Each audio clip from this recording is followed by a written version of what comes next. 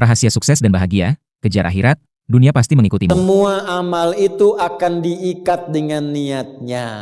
Dengan niat itulah diberikan oleh Allah dua hal. Satu, berpahala atau tidak.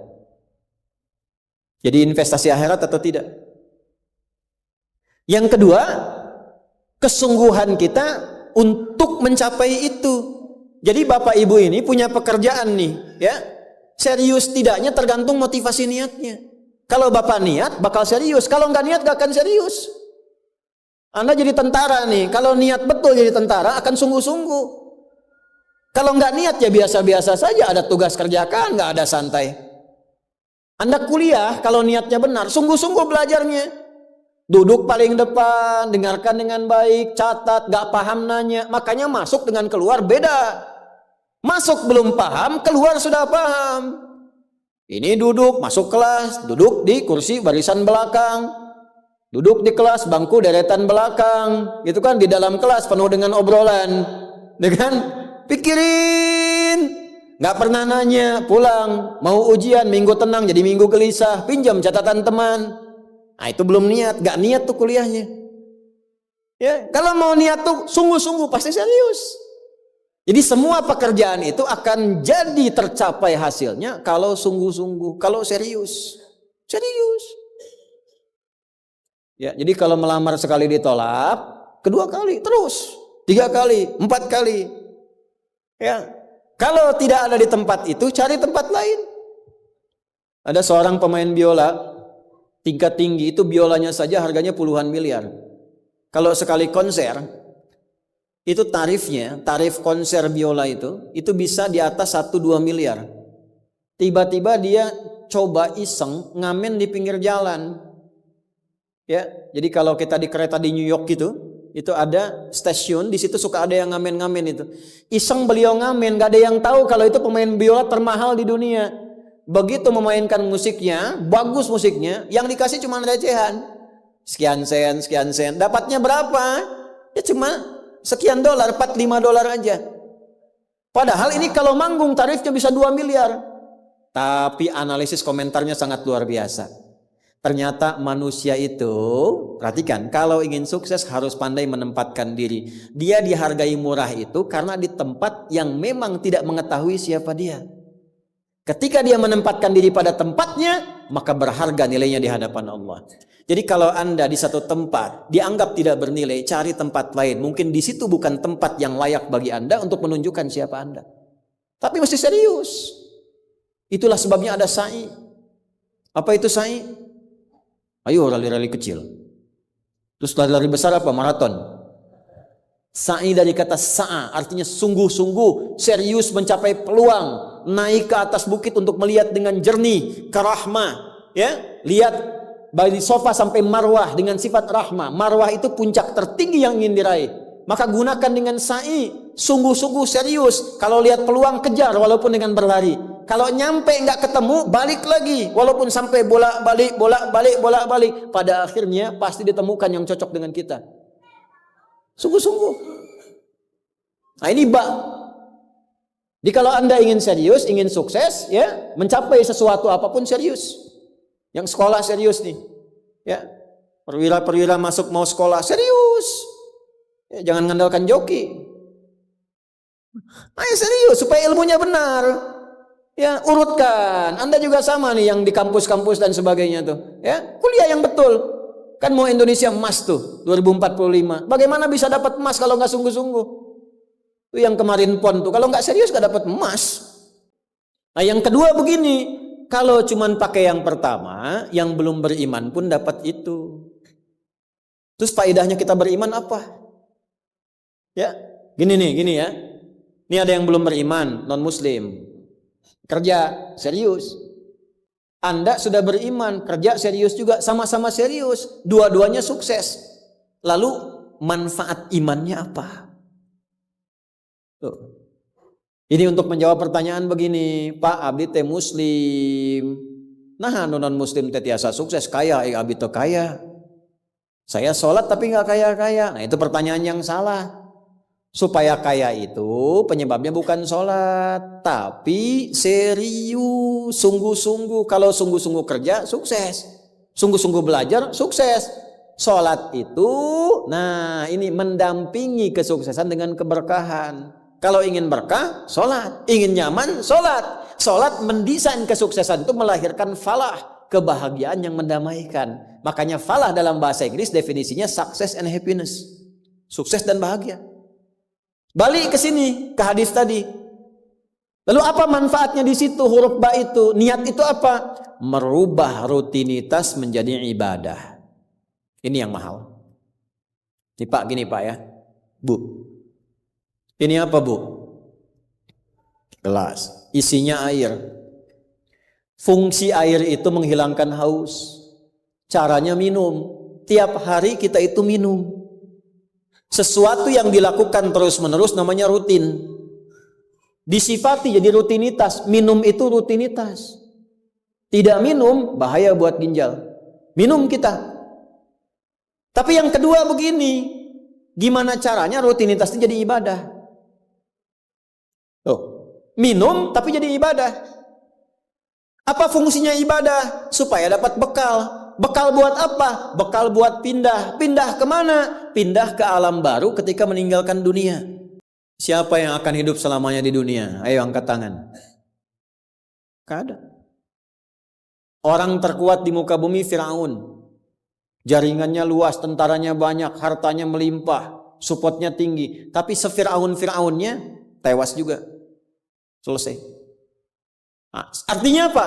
Kita akan meninggalkan ini karena kehidupannya sementara. Karena itu bagi orang yang sudah meninggalkan dunia, disebut diumumkan telah meninggal dunia. Nah kita punya iman kalau meninggal pindah kemana? Kan ditanya. Akal kita kan bertanya, ini pindah meninggal dunia, meninggalkan dunia pergi kemana? Kan belum pernah ada yang punya pengalaman ke situ balik lagi. Oh abdi tadi kadinya wih doi, nggak ada. Ya. Harus terjawab. Kalau tidak terjawab bingung kita ini. Harus terjawab. Yang bisa jawab itu siapa? Yang menciptakan kita. Tanggung jawab. Harus memberikan keterangan. Karena itu kalau ada kitab suci menerangkan dengan sempurna. Setelah di dunia ke sini keadaannya begini, bekalnya begini, dari situ ke sini prosesnya begini. Ini menunjukkan kitab suci itu benar dan sumbernya dari Sang Pencipta. Dan berita baiknya, Alhamdulillah. Alhamdulillah, silahkan riset, silahkan komparasikan. Secara ilmiah, riset. Hanya Al-Quran yang menerangkan itu dengan sempurna.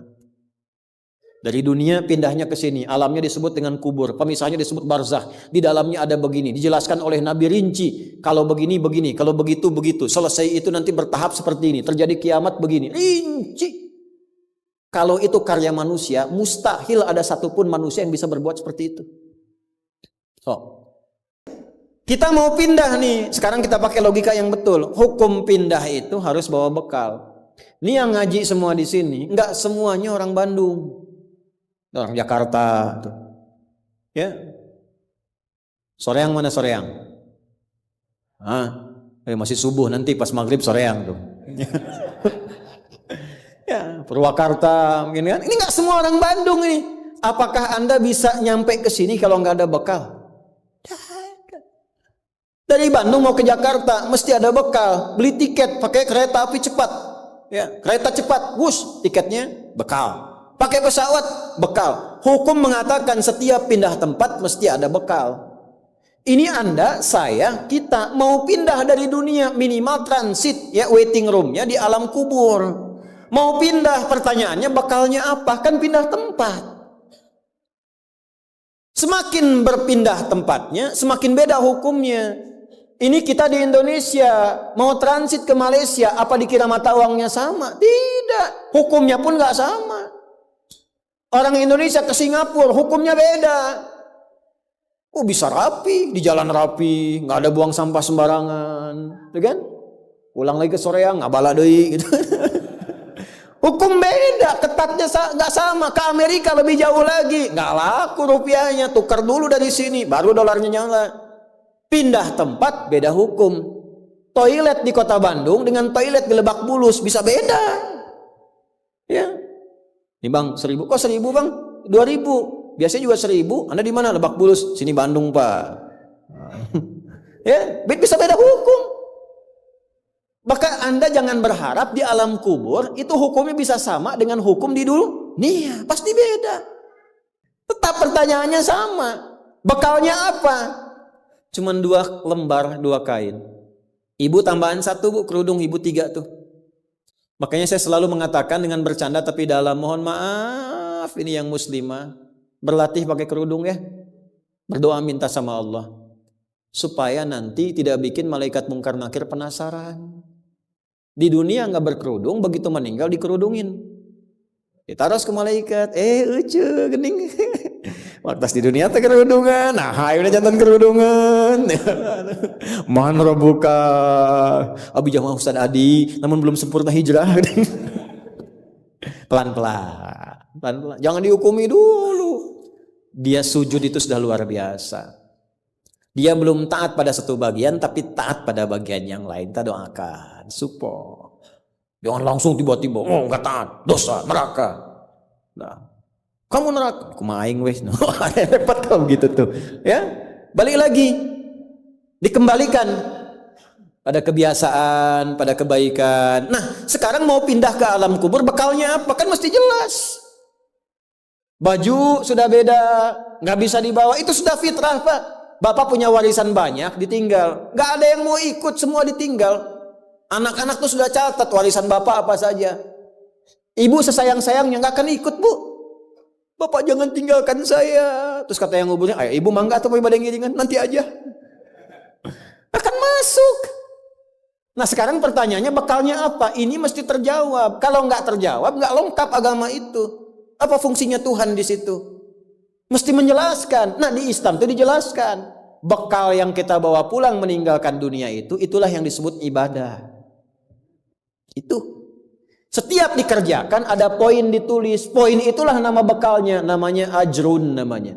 Lahum ajrun ghairu mamnun. Yang kita sebut dengan pahala. Yang menjadikan itu dapat, pahala itu diraih, bekal ibadah itu dapat, itulah niat. Itulah niat. Jadi pekerjaannya tidak berubah, rutinitas tetap jalan, minum tetap minum, kerja tetap kerja, makan tetap makan. Cuma dengan niat itu di saat yang sama cara minum itu langsung dinilai sebagai ibadah. Perintah Allah, malaikat tulis. Ya, berapa tulisnya? Sesuai kadar keikhlasannya minimal 10. Itulah perbuatan yang dianggap benar sehingga konsepnya dunianya sukses, minum juga, haus hilang, akhiratnya dapat pahala. Jadi dunianya sukses, akhirat sukses, disebut baik, perbuatan baik yang dinilai sukses oleh Allah disebut hasanah namanya. Makanya kita berharap dunia jadi hasanah, akhirat dikonfirmasi hasanah itu jadi pahala. Maka kita berdoa, Al-Baqarah ayat 201, Rabbana atina fid dunya wa fil akhirati waqina. Apa tafsir hasanah terkait ibadah? Tafsir hasanah terkait ibadah pindah surat ke surat 6. Ayat berapa? 160. Man jaa bil hasanati falahu asyru amsalha. Minimal kalau diniatkan jadi ibadah tulis 10. 10 itu yang disebut bekal pulang. Sebelum meninggal. Tampilkan nanti. Punten Pak ngetang nate sanes kieu nya 1, 2, 3, 4 itu hitungan dunia. Cara menghitungnya 1 ke 2 500 tahun. 2 ke 3 500 tahun, 3 ke 4 500 tahun. Nanti semua itu diakumulasi, ditampilkanlah surga yang sesuai dengan pahala kita. Kapan ditampakkannya? Saat sakaratul maut sebelum meninggal. Sifat ibadahnya disebut, sifat orang yang rajin ibadah disebut abdun, jamaknya ibadun. Ketika mau meninggal ditampakkan, karena ditampakkan tenang dia. Nyawanya tenang, jiwanya nyaman. Sifat jiwa yang dilatih ibadah, saat latihan disebut tumakninah. Ruku anjen, jangan dulu itidal sampai tumakninah. Sujud, jangan bangkit dulu sampai tumakninah. Kebiasaan tumakninah punya sifat namanya mutmainnah. Makanya saat akan meninggal disebut ibadahnya, disebut mutmainahnya. Di mana? Quran surah 89 ayat berapa? Ayat 27 sampai 30. Ya ayyatuhan nafsul mutmainnah, irji'i ila rabbiki radiyatan mardiyah fadkhuli fi ibadi, disebut ibadnya. Wadkhuli jannati, ditampakkan surganya. Ini surganya anjeun teh ieu tina amalan-amalan yang telah dilakukan selama hidup. Kalau yang nggak ada bekal, tampaknya yang jelek-jelek sesuai kebiasaannya. Ya. Kebiasaan dugem ditampakkan lenggel. Ini bingung, la ilaha illallah, geleng lagi, la ilaha geleng lagi. Yang biasa tahlil, biasa ngaji, wafat sesuai kebiasaan, sesuai ajalnya. Tampak. Nah, sekarang untuk mencari bekal itu bagaimana? Niatkan menjadi ibadah.